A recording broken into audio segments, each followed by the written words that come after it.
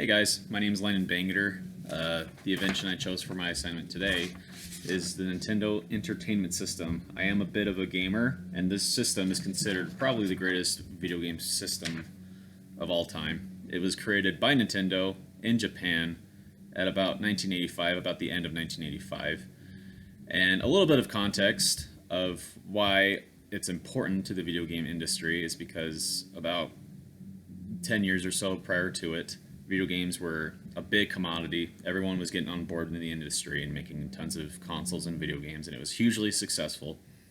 Then about 1983, they saw something called the crash of the video game industry.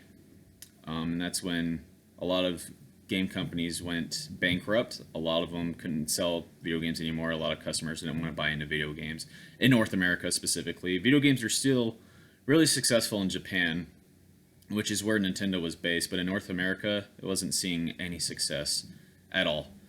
In about 1984, Nintendo released what was called the Famicom, and the Famicom was really successful in Japan, and Nintendo felt like they wanted to re-release it in America, so they decided to strike a deal with Atari. Atari was a North American video game company that was hugely responsible for the video game crash of 1983.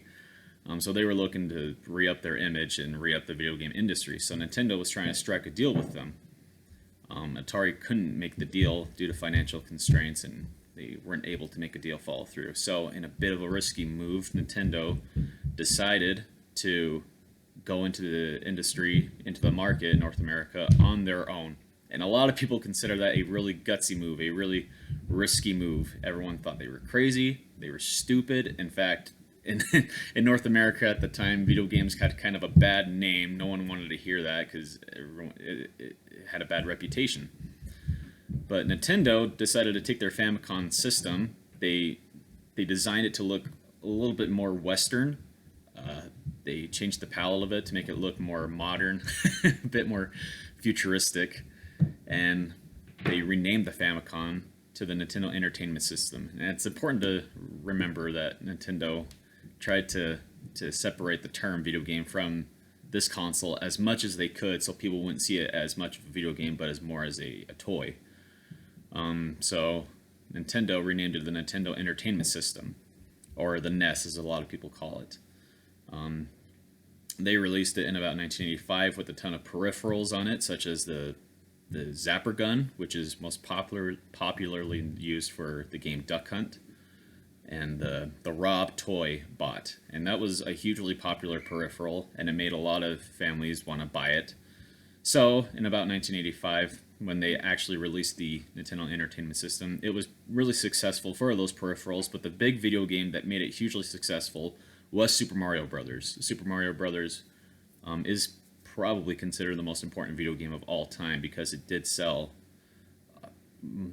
more than 40 million copies, I think is what it was. Made Nintendo hugely popular, revitalized the video game industry in North America, and a lot of that was due to Nintendo's strict adherence to licensing third-party companies to make video games on the Nintendo Entertainment System. They were very strict about it. They required the companies to ship their games to Nintendo so they could test it themselves before they released it on the NES. And that's basically all there is to it.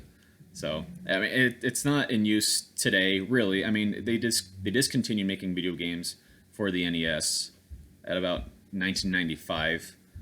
But I'm sure there are still a lot of people that own the NES and still play it to this day.